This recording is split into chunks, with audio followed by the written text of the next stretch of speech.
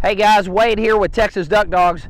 Today we're doing session number 5 with Benelli, owned by Jimmy Houston, and we're going to teach her gunner marks. And you're probably saying, what are gunner marks? Well, I've got an assistant in the field, Nathan Pyron, and he's going to throw a bumper, and I'm going to have Benelli back here, and I'm going to release her to go get the bumper. And you say, why in the world would you do that? Can't you just throw it yourself? That's not that far. It's only 15 yards. Can't you just throw that bumper yourself? Yes, I could throw the bumper myself. But when I'm out in the field hunting, shot, the object falls. It does not come from my side.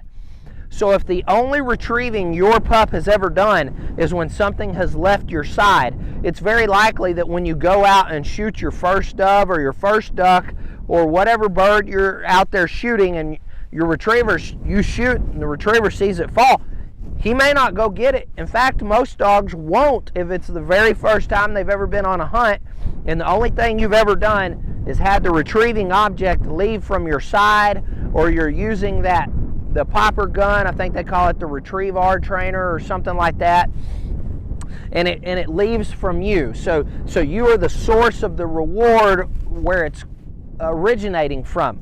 That's not helpful for your puppy. When you're in the field, those birds are going to be falling out there and not originating from you. So to help the puppies understand, we use a gunner in the field. Now we're doing a few things. I have another assistant holding Benelli back behind the truck, and he's going to bring Benelli out because I don't want Benelli sitting here by my side with the gunner in the field and nothing happening. It kind of desensitizes the dog. So essentially what I'm telling you, if you're training your dog on your own, the minute you need to have your person already out in the field ready to go, and the minute you present yourself with the dog on the leash from the side of the truck, the person in the field needs to start making a commotion. And in the retriever training industry, everybody says, hey, hey, hey up, hey up, hey, hey. And as soon as the dog makes eye contact with that person saying, hey, hey, they need to throw the bumper, throw the reward, and then you release the dog, and then you get the dog to come back. So today is her first day of gunner marks. I have no clue what we're going to get. It may be a train wreck. I think she's going to do pretty good, but she might not. She might, there's a number of things. She might run over there and see Nathan. Hey, buddy, what's up? And she, get distracted from the bumper. She may want to, after she picks it up, she may want to run over and take it to Nathan. Whatever she does is fine. The important thing is that she's starting to learn that the object to be retrieved does not originate from me. It comes from out there. So I'm going to grab Benelli now and we're going to get going.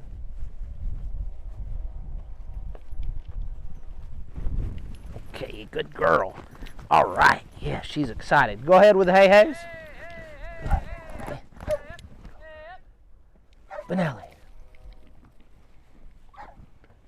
Woo, good girl, right. Hey, hey, hey, there you go. That a girl. Hey, good dog. Okay, hey, good girl. Yes, that's a good girl. Again, when she comes back to me, don't take her prize.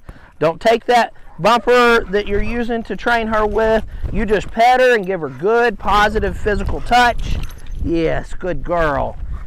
Everybody wonders, why won't my dog come back to me when they get the object? Because as soon as they get back to you, you snatch their prize out of their mouth. Quit doing that. Let them come all the way to you and praise them and pet them and stroke them. You want to encourage them to hold it, not drop it. People bring me dogs all the time to train. They're like, well, he drops it good. Every time we make him drop it right at our feet. And I'm like, well, we're going to do the opposite. We're going to try to encourage them to hold it as long as possible. Because later on, we're going to ask that dog to deliver all birds to my hand, not to my foot. We don't want them to be in the habit of spitting it out. Okay. Give me some hey-hays. Benelli. So you can see, guys, that time I held her down a little bit, tried to keep her butt on the ground. Woo! Good girl! All right. Here. Good girl. Okay, there we go.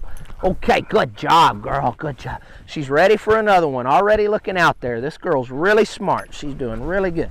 Okay, okay. Come on, pup. Okay, come here. Okay. Sit. Hey, sit. So this is the first time I've used an obedience cue in association to retrieving. I want her to know that her reward comes when she sits. Good. Hey, Hayes. Sit. Sit, sit, sit. Hey, sit. No, come here. Sit. Good. Another one. Sit, sit, sit. Benelli. So I was really making her sit there. Woo! Good girl! Right. Okay. Hey, hey, hey. Here. Up, up, up, up, up. Hey, hey, hey.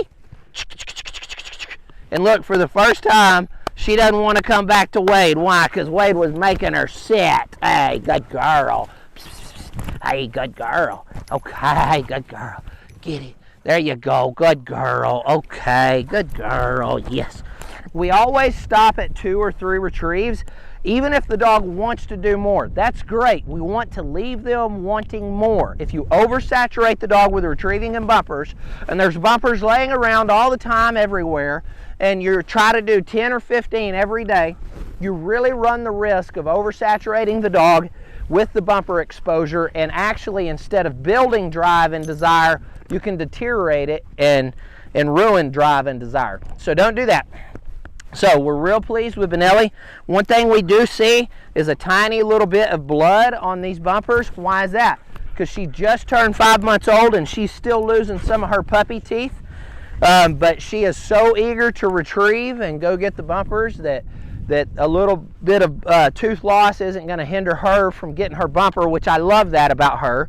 She's very high drive and really figuring everything out, and we're loving it. So you saw me asking her to sit on that 3rd time. I tried to get her to sit a little bit the 2nd time. The 3rd time, I kind of made her sit, and she really didn't want to sit. And then we threw a 4th bumper, but I didn't let her go get the 3rd one. I made her sit and watch, and she did a little better. Now, on a dog that is not really eager and everything's clicking and going well, I'm never going to ask that dog to sit. But with her, it's going well. She's eager to retrieve, enthusiastic. So I can go ahead and start to feather in some obedience cues. Now, I'm not going to overdo it, and I'm not going to do it on the first one. Because why? I want to build enthusiasm, excitement, and desire out in the field. So anyway, good girl, Benelli. Good 5th session. Give me a kiss. Okay. Love those puppies. Have fun training, and I'll see you in the field.